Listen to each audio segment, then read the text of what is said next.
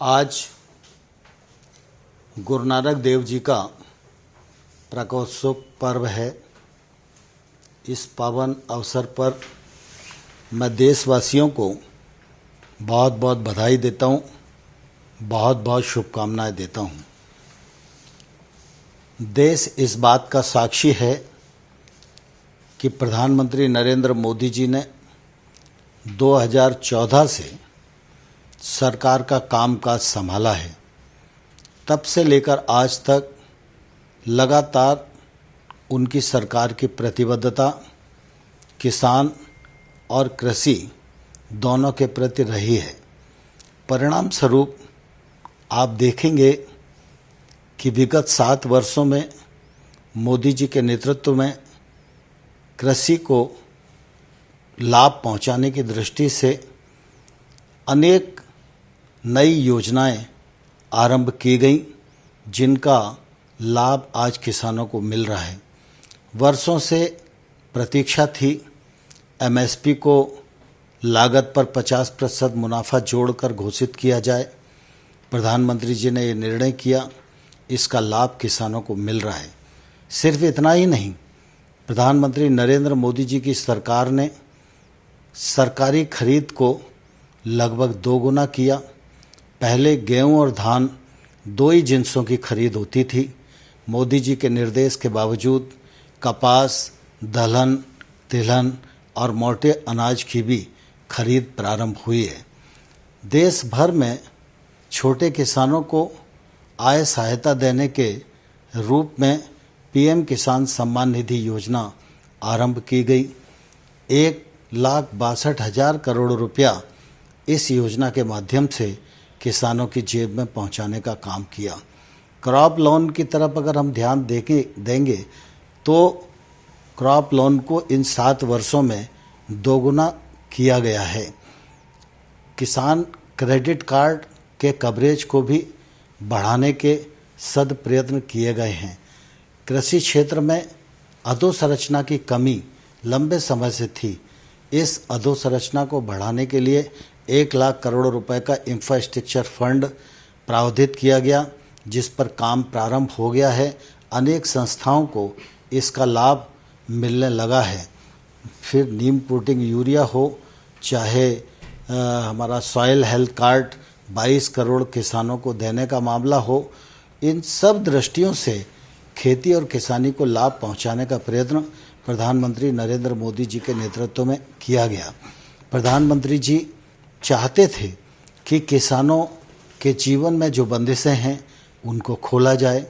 इस दिशा में अनेक कृषि अर्थशास्त्रियों ने, वैज्ञानिकों ने लंबे समय तक अध्ययन किया और इसके परिणाम स्वरूप प्रधानमंत्री जी कृषि सुधार की दृष्टि से 3 कानून लेकर आए, जिनको लोकसभा और राज्यसभा ने पारित किया। उन कानूनों का लाभ निश्चित रूप से किसानों को मिलने वाला था और उन कानूनों के पीछे प्रधानमंत्री जी की साफ नियत थी कि किसानों के जीवन में क्रांतिकारी बदलाव आए। लेकिन मुझे दुख है कि इन कानूनों का लाभ हम देश के कुछ किसानों को समझाने में सफल नहीं हो पाए। मैं इस अवसर पर उन लोगों को भी धन्यवाद देना चाहता हूं, जिन्होंने हमारे साथ मिलकर, कृषि अर्थशास्त्रियों ने, वैज्ञानिकों ने, किसान संगठनों ने इन लाभों को समझाने की कोशिश की। मैं निश्चित रूप से उनका बहुत आभारी हूं। प्रधानमंत्री जी ने लगातार इस बात की कोशिश की थी कि इन सुधारों के बाद देश के कृषि क्षेत्र में बदलाव आए, लेकिन कुछ ऐसी परिस्थितियां बनी जिसके कारण कुछ किसानों को इन कानूनों में आपत्ति दिखाई देती थी। यद्यपि तर्क के साथ हम लोगों ने चर्चा का रास्ता अपनाया, उनको समझाने की कोशिश की, लेकिन फिर भी हम सफल नहीं हुए।